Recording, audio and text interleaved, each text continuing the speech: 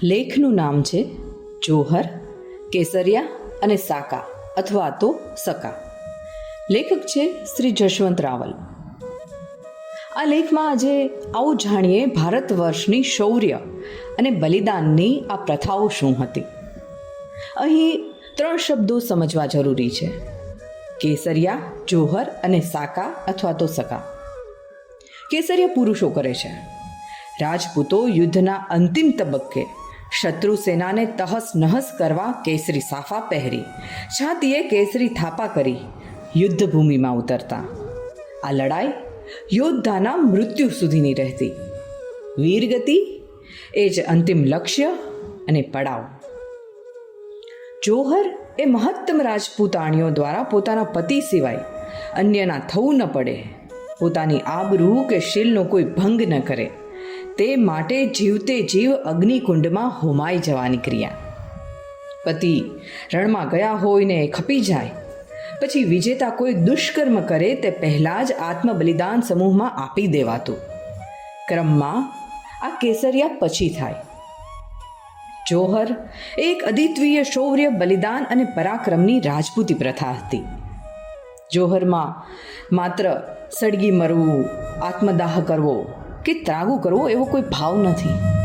કોઈને ઝુકાવવા કે પરાસ્ત કરવાનો પ્રયાસ પણ નથી. સ્ત્રીનું આત્મસન્માન, આબરૂ, શીલ અને સતીત્વને અક્ષુણ્ણ રાખવાનું તપ અને આત્મસિદ્ધિ છે. યજ્ઞમાં સ્વની આહુતિ આપવાનું રાજસૂય યજ્ઞ કાર્ય છે.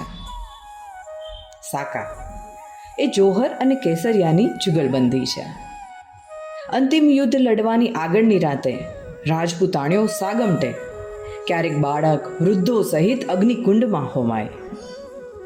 રાજપૂત યોદ્ધા માટે પછી તો કોઈ બંધન કે ખેંચાણ જ ન રહે ને મરણીઓ થઈ વહેલી સવારે તૂટી પડે. જોહર શબ્દનો અર્થ સ્પષ્ટ છે, વ્યુત્પત્તિ અસ્પષ્ટ છે. જોહર એ એક અરબી શબ્દ છે, પણ એનો અર્થ ઝવેરાત થાય છે. નજીકનો શબ્દ જુહાર છે, પણ અર્થ નજીક નથી.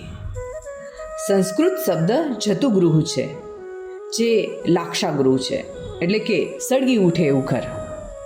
આમ વ્યુત્પત્તિ ભલે અસ્પષ્ટ હોય, અભિપ્રેતાર્થ અતિ સ્પષ્ટ છે. જોહરનો ઇતિહાસ લગભગ 1300 વર્ષ જૂનો છે. મોહમ્મદ બિન કાસિમે સિંધ પર ચઢાઈ કરી રાજા દાહિરને હરાવ્યો. એના રાણીએ જોહર કર્યાનું નોંધાયું છે. ઈસવીસન 1301માં રણથંભોર અને 1303માં ચિત્તોડગઢના જોહર ખૂબ પ્રસિદ્ધ છે. સૌથી વધુ જોહર અલાઉદ્દીન ખિલજીના રાજકાળમાં થયા.